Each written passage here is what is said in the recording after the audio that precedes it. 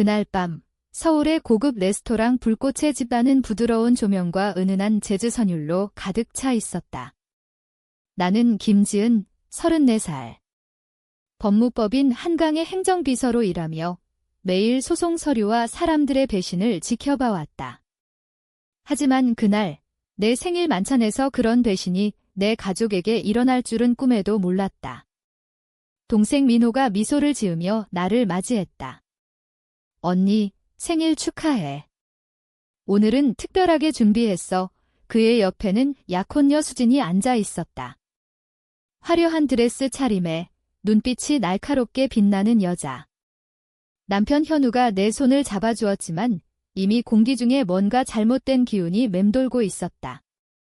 테이블 뒤쪽, 나무 스크린 뒤로 검은 양복을 입은 세 남자가 앉아 있는 게 보였다. 그들은 식사하러 온 게 아니었다.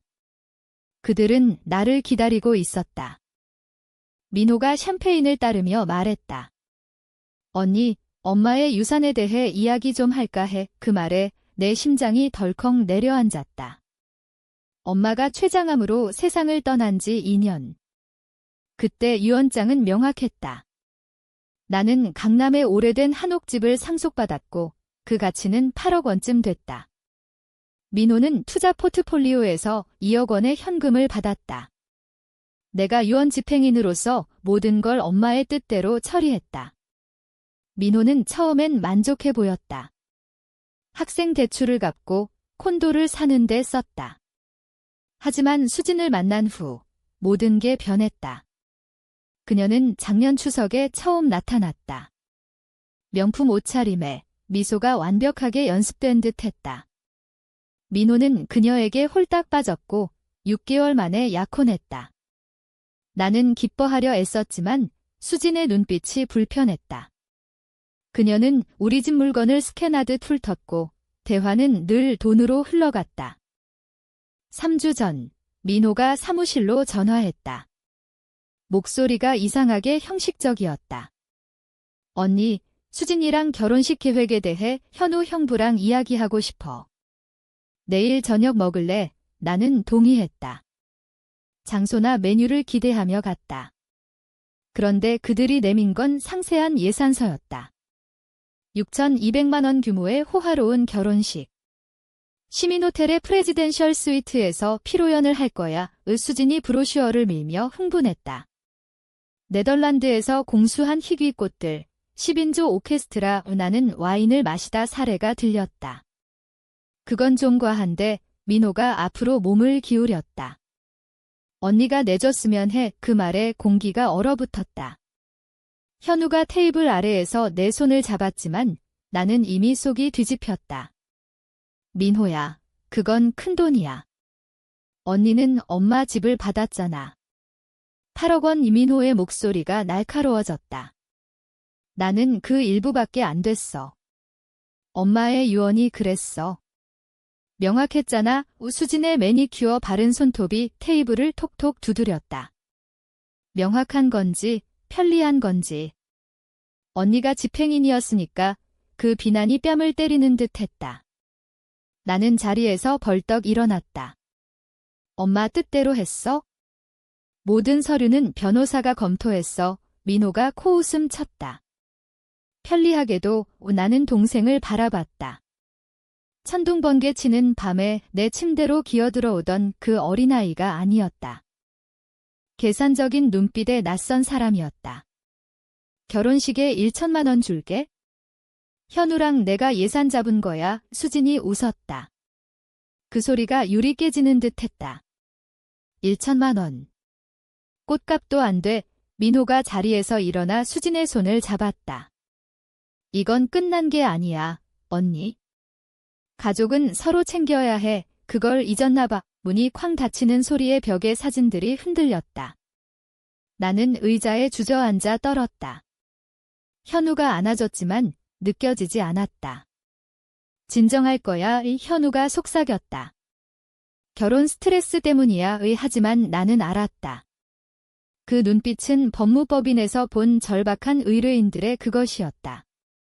더 가질 자격이 있다고 믿는 사람들, 그걸 위해 뭐든 하는 사람들. 일주일 후 점심시간에 민호의 전화가 왔다. 언니, 미안해. 내가 선을 넘었어. 생일에 수진이랑 저녁 사줄게. 우리 둘이 예나는 망설였다. 현우가 화해를 권했고 딸 하윤이 삼촌을 그리워했다. 어쩌면 화해의 기회일까? 좋아. 언제 어디서? 토요일 7시 불꽃의 집 완벽할 거야. 전화를 끊으며 저녁 이상의 무언가에 동의한 기분이 들었다. 레스토랑은 서울의 옛 우아함을 상징하듯 벽돌 외관이 빈티지 가로등 아래 빛났다. 현우와 손잡고 문을 열자 민호와 수진이 코너 테이블에 앉아 있었다. 하지만 테이블은 4명이 아닌 더 많은 사람을 위해 세팅돼 있었다. 스크린 뒤로 움직임이 느껴졌다. 검은 정장과 서류 가방. 민호가 일어나 안아줬다. 생일 축하해. 언니 포옹이 연기처럼 느껴졌다. 수진이 뺨에 가볍게 키스했다. 와줘서 고마워. 할 이야기가 많아 웨이터가 바로 나타나 샴페인을 따랐다. 돔페리뇽 30만 원짜리. 민호가 언제부터 이런 사치를? 가족에게 우리는 잔을 부딪혔지만 그 말은 쓰디썼다. 첫 코스가 나오자 민호가 헛기침했다. 언니, 엄마 유산에 대해 다시 생각해봤어. 불공평해 보이네. 수진이 끼어들었다. 가족 자산이 한쪽으로 쏠려 있잖아. 모두에게 이로운 제안이 있어. 그녀가 가방에서 두꺼운 폴더를 꺼냈다. 스크린 뒤 남자들이 앞으로 살짝 움직였다. 가족 신탁이야. 민호가 선언했다. 집과 남은 투자금 모두 공유 신탁에 넣고 동등한 통제권과 이익이 나는 포크를 내려놓았다.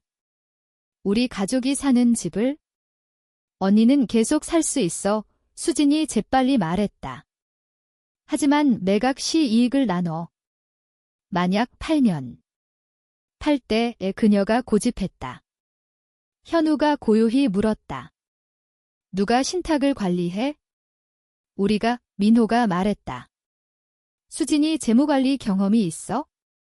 언제부터? 수진의 미소가 굳었다. 코스 수강 중이야. 우리 미래를 위해 그녀가 서류를 밀었다. 검토해봐. 우리 법무팀이 공평하게 만들었어. 너희 법무팀. 현우의 목소리가 차가웠다. 저기 숨어있네. 민호가 당황했다. 질문에 답하려고 준비한 거야? 내 생일 만찬에 변호사를 데려온 거야. 나는 천천히 말했다. 이건 매복이잖아. 드라마틱하게 굴지 마. 수진이 달콤하게 말했다. 우린 가족이야. 나는 서류를 집어 첫 장을 훑었다. 키가 얼어붙었다. 이건 단순 공유가 아니야? 내 재산에 대한 위임장까지. 임시야. 민호가 서둘렀다. 신탁 설립 때까지만. 아니, 그 말에 다른 손님들이 돌아봤다. 이건 재산 강탈이야. 스크린 뒤 남자들이 일제히 일어났다. 변호사들 폴더를 들고. 김지은 씨, 가장 키 큰 자가 말했다. 스테인버그 법률사무소의 제럴드 스테인버그입니다. 도와드리러 왔어요. 협박하러 온 거지. 현우가 핸드폰을 꺼내며 끼어들었다. 너희 실수했어. 뭐해? 수진이 요구했다. 들어오면서부터 녹음 중이야. 현우가 차분히 말했다. 한국의 녹취법은 범죄 상황에선 예외가 있어? 범죄, 민호가 더듬었다. 우린 공평하려는 거야? 아내를 협박해 재산을 넘기려는 거지? 사기 미수, 공목. 현우가 계속했다. 고령자 학대법도 적용될 수 있어? 유산 관련이니까. 이 변호사들이 서로 눈빛을 주고받았다. 젊은 하나가 이미 물러났다. 더구나 변호사가 이런 음모에 가담하면 면허 박탈이야. 스테인버그의 얼굴이 창백해졌다. 가족 중재라고 들었어요. 이게 중재처럼 보여. 나는 물었다. 동생이 내 집을 훔치려 변호사 3명을 숨긴 게? 훔치는 게 아니야. 민호가 소리치며 의자를 넘어뜨렸다. 그 집은 우리 둘 거야. 엄마는 아프셨어. 제정신이 아니었어. 감히 내 목소리가 지옥을 얼릴 듯 했다. 엄마 정신 상태를 모독하지 마. 사망 6개월 전 건강할 때 유언 업데이트했어. 왜 나한테 집을 줬는지 알아, 민호. 내가 엄마 돌보려 돌아온 사람이니까. 직장 휴가 내고 통증 심할 때 바닥에서 자고 화학치료 손잡아준 사람이 나야. 너는 새 여자친구랑 바빠서 방문도 안 했잖아. 레스토랑이 고요해졌다. 웨이터들도 멈췄다. 수진이 마지막으로 시도했다. 지은 씨, 제발. 우리 가족 시작하려 해. 필요해. 필요한 건 사라지는 거야. 현우가 말했다. 다시 이런 서류 나오면 괴롭힘, 사기, 공모로 고소할게. 변호사들이 도망쳤다. 스테인버그가 소해라고 중얼거리며 젊은이는 안도한 듯 했다. 민호는 얼어붙어 분노와 수치가 얼굴에 스쳤다. 이건 안 끝났어. 수진이 민호 팔을 잡아 끌며 속삭였다. 우리 권리가 있어? 너희는 아무것도 없어. 나는 조용히 말했다. 돈을 가족보다 소중히 여기는 약혼자를 둔 것 빼고. 축하해. 서로 어울려. 그들이 나가며 남긴 만찬은 손도 안 댔다. 나는 의자에 주저앉았다. 현우가 웨이터를 불렀다. 계산할게. 최고 샴페인도 한 병. 축하. 나는 약하게 물었다. 내 생일. 그리고 그 관계에서 벗어난 자유. 민호가 본색을 드러냈어. 믿어. 수진의 폴더가 남아 있었다. 한 장의 워터마크가 보였다. 은퇴 전문센터. 현우야, 우리도 조사해야겠어. 그 워터마크가 밤새 나를 괴롭혔다. 아침 6시 반, 사무실에서 법무법인 자료로 파헤쳤다. 수진의 이름이 고령자 재정 후견인 신청문서 여러 건에 나왔다. 실패했지만 패턴은 분명했다. 현우가 커피를 들고 왔다. 엄마는 우리보다 똑똑하셨어. 병들기 6개월 전 유언 업데이트한 건 뭔가 알았기 때문이야. 우리는 기록을 끌어모았다. 현우가 사립탐정을 불렀고 나는 집 금고에서 엄마 서류를 뒤졌다. 보험문서 봉투 속에 그것이 있었다. 해밀턴 조사 보고서, 엄마 사망 3개월 전 날짜. 주제, 이수진, 본명 이수미, 이수연, 배경조사. 손이 떨렸다. 아들 약혼녀에 대한 철저한 조사 결과 우려스러움. 60대 이상 부유 남성과의 3번 약혼. 재정 위임 시도 2번 실패. 과도한 영향력 소송 하나 법정 외 합의. 은퇴센터 고용 기록 위조. 고객 재정 접근 시도로 해고. 사진도 있었다. 수진과 다른 노인들, 법원 서류. 엄마가 모든 걸 알았던 거다. 엄마가 사후에도 보호하신 거야. 왜? 현우가 어깨 너머로 읽었다. 전화가 울렸다. 민호. 거의 안 받았지만 현우가 고개를 끄덕였다. 뭐 원해, 민호. 언니, 제발. 수진 없이 이야기할 수 있을까? 그녀는 어디? 아파트에. 어제 일로 화났어. 그녀 말들 들으니 언니 말이 맞았나 싶어. 일시적 침묵. 집에 올게. 현우가 내 결정이지만 내가 있을게 라고 했다. 1시간 후 민호가 거실에 앉아 있었다. 27살이지만 더 어려 보였다. 눈 밑 다크서클. 그녀 계획이 있어? 처음부터. 노트북에서 문서 봤어. 엄마 유산, 언니 자산, 병들기 전부터 연구. 얼마나 전부터? 현우가 물었다. 8개월. 방이 고요해졌다. 2년 넘은 계획. 더 있어. 민호가 비참하게 계속했다. 다른 변호사, 언니가 엄마 유언 조작했다고 케이스 만들고 있어. 결혼하면 공동재산법으로 도전할 수 있다고. 그렇게 안 돼. 현우가 끼어들었다. 유산은 결혼 전 자산이야. 이제 알아. 그녀가 설득력 있었어. 가족은 공유해야 한다고, 언니가 이기적이라고. 나는 엄마 조사 파일을 내밀었다. 이거 읽어봐. 민호의 얼굴이 무너졌다. 다른 피해자 사진에서 그는 상처받은 짐승 소리를 냈다. 바보였어. 맞아. 하지만 내 동생이야. 지금 여기 왔으니까. 그녀가 날 파괴할 거야? 결혼 비용 5천만 원, 내 유산으로. 이제 그녀가 계좌 관리해 현우와 나는 눈빛을 교환했다. 생각보다 심각했다. 빨리 움직여야 해, 현우가 말했다. 증거 있어? 이메일, 문자. 모두. 그녀가 아름다운 미래라며 기록해서 3시간 동안 케이스를 쌓았다. 수진의 문자 수백 건, 계획을 꿈처럼 공유한 것, 이제 그것이 독이었다. 그날 저녁, 현우가 변호사 동료와 통화했다. 사기, 협박, 공갈. 구속 가능해. 나는 민호를 봤다. 엄마가 왜 나한테 집을 줬는지 알아? 너를 보호하려고. 그녀 같은 사람으로부터. 민호가 고개를 숙였다. 미안해, 언니. 내가. 지금부터 가족이야. 다음 날 수진이 집으로 왔다. 화려한 옷차림, 하지만 눈빛의 균열. 민호야, 왜 나한테 말 안 해? 민호가 서류를 내밀었다. 이게 뭐야? 왜 내 과거를 파헤쳐? 그녀의 미소가 깨졌다. 그건 오해야?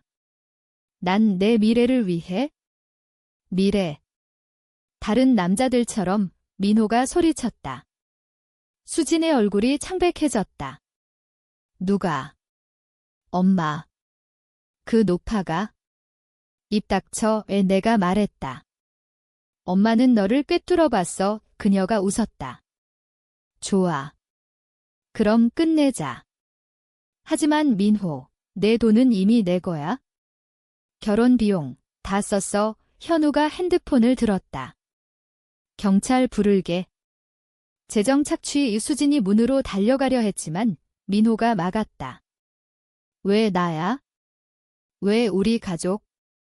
왜냐하면 쉬웠으니까. 그녀가 속삭였다. 너 같은 약한 놈, 가족 유산, 완벽한 타겟. 경찰이 도착했다. 그녀를 체포하며. 사기 혐의로. 수진이 소리쳤다. 이건 끝나지 않아. 너희 모두 후회할 거야. 하지만 그녀의 목소리는 이미 약해졌다. 체포 후 수진은 보석으로 풀려났다.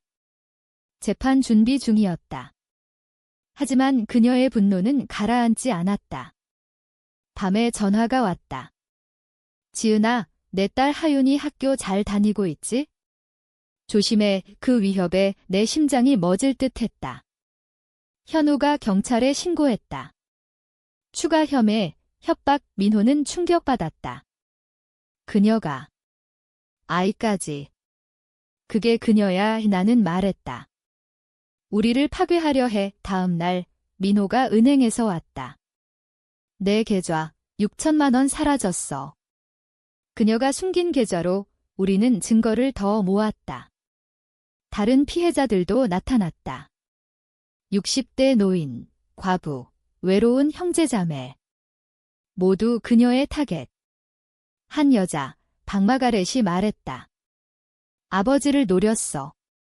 슬픔 지원 그룹에서. 후견인 신청까지 갔지만 막았어. 몇 명? 현우가 물었다. 14명 확인. 더 있을 거야. 그녀가 폴더를 줬다. 민사 소송 준비 중이야.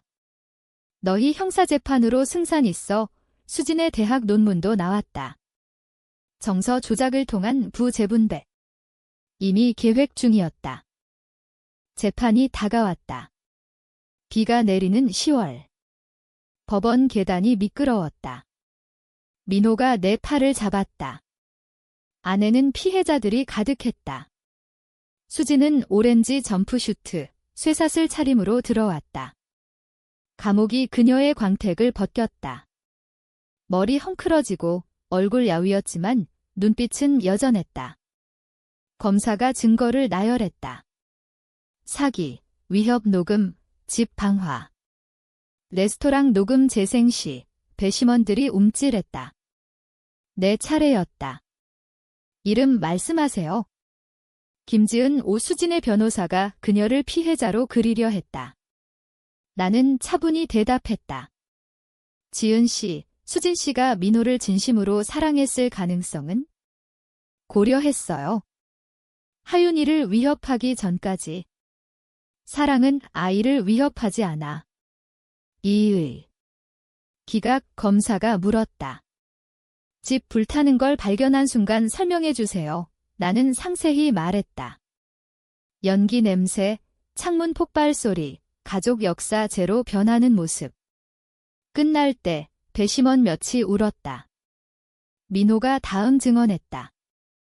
조작, 거짓말, 사랑이 허구임을 깨달은 순간. 목소리가 갈라졌다. 수지는 무감정 눈으로 봤다. 배심은 2시간 만에 유죄. 17년 이상. 모든 피해자 배상 의무. 그녀를 끌어내며 수진이 우리 쪽으로 돌진했다. 너희가 날 파괴했어. 불타버려. 법정원들이 그녀를 끌어냈다. 끝났어. 현우가 속삭였다. 하지만 박마가렛이 일어났다. 이제 그녀가 훔친 돈 다 갚게 해. 비가 그친 후 태양이 약하게 빛났다. 민호가 따로 서서 허공을 봤다. 괜찮아. 그녀 사랑했어. 아직도 부분적으로. 한심하지? 인간적이야. 그녀는 사랑받는 사람을 만드는 데 능했어. 나는 엄마 편지를 꺼냈다. 엄마는 바로 봤어. 민호가 손글씨를 따라 읽었다. 엄마가 알았어. 어떻게든. 6개월 후 우리는 재건한 한옥 앞에 섰다. 같은 현관, 파란 테두리, 엄마가 우리를 기다리던 창. 민호가 세부까지 집착했다. 엄마가 좋아하실 거야? 문 손잡이에 돈 너무 썼다고 하실 텐데. 민호가 웃었지만 눈이 촉촉했다. 우리는 골동품으로 채웠다. 디지털 백업 사진, 새 추억. 같을 수 없지만 우리 거였다. 콘도 팔아. 여기로 올게. 민호가 말했다. 괜찮아. 내 집이야. 아니, 그가 열쇠를 줬다. 우리 집 박마가렛 차가 도착했다. 샴페인과 선물, 사랑과 좋은 변호사가 지키는 집 매트. 민사 합의됐어. 그녀가 평생 교도소 임금으로 갚을 거야. 우리는 엄마가 사랑한 현관에서 건배했다. 친구들이 가족이 됐다. 집은 우리의 피난처가 됐다. 매주 일요일, 민호가 엄마 요리를 하고 하윤이 뒷마당에서 놀았다. 상처받았지만 더 강해졌다. 재판 3년 후 교정국 편지가 왔다. 수진 사망. 심장마비. 32살. 민호가 장미정원에서 날 찾았다. 기분 어때? 공허해. 더 느낄 줄 알았는데? 혼자 죽었어. 방문자 없음. 시신 인수도 안 했어. 우리는 침묵했다. 우리를 파괴하려 한 인간의 이상한 슬픔. 용서에 대해 생각했어. 민호가 말했다. 그녀를. 아니, 나 자신을. 그녀를 들인 죄책감. 그는 잡초를 뽑았다. 엄마 편지 맞아. 진짜 유산은 신뢰와 사랑이야. 그녀가 훔칠 수 없어. 일주일 후 박마가렛이 전화했다. 그녀 교도소 일기. 피해자에게 제공해. 읽을래. 나는 가족을 봤다. 현우이라고. 하윤 숙제. 민호가 피아노 가르치는 방. 아니. 그녀 다 필요 없어. 일기는 범죄 심리 교수에게 갔다. 미래 가족 보호에 쓰일 수 있길. 민호는 봄에 다시 데이트했다. 유치원 교사 살아. 그의 요리를 좋아하고 과거를 신경 안 썼다. 모든 걸 들었어. 가족 힘에 영감받았어. 그냥 가족이야. 다음 크리스마스, 재건 집에서 첫 축하. 패톤 가족과 다른 생존자들. 공유된 트라우마가 우정으로. 이상하지. 가족 파괴하려다 하나 만들었어. 박마가렛이 말했다. 그녀 말이 맞았다. 엄마 식탁에 15명이 앉았다. 민호가 건배했다. 사라 옆, 새 반지. 태어난 가족과 선택한 가족에게, 불타도 남아 재건하는 이들에게, 엄마에게, 정의에게, 앞으로 나아감에게 웃음이 집을 채웠다. 지난 3년 무게가 사라졌다. 민호가 테이블 너머로 웃었다. 7살 숙제 도울 때의 그 미소. 불을 뚫고 나온 내 동생. 밤늦게 모두 간 후 하윤이 찍은 사진을 봤다. 우리 모두 모인, 미소 짓는, 불완전하지만 진짜. 엄마 편지와 함께 서랍에 넣었다. 다음 날 뉴스. 교수 연구 출간, 사랑이 탐욕보다 강하다 헌정. 민호반이 한옥 방문, 역사 수업. 마가렛 손녀법대 합격, 고령자 학대 피해자 돕기 영감. 삶이 앞으로 갔다. 불에 시험받은 기반 위, 저녁, 엄마 정원에서 해지는 서울 봤다. 해냈어, 엄마. 서로 지켰어. 재건했어. 생존했어. 바람이 잎을 흔들었다. 순간 엄마 향수 냄새가 났다. 매 일요일 만찬, 생일, 중요한 순간에 났던 그 향. 수지는 우리 유산을 훔치려 했다. 진짜 보물은 은행이나 등기부에 없다는 걸 몰랐다. 민호 웃음, 하윤 포옹, 현우 안정, 마가렛 충성, 사라 수용. 배신 후 신뢰, 상실 후 사랑, 불 후 건설. 그게 엄마 유산. 아무도 훔칠 수 없는. 문으로 가다 멈췄다. 노스 번호 1847, 집 지은 해 아래 작은 명판. 2023년 사랑으로 재건, 김씨 가족 영원히 우리는 그랬다.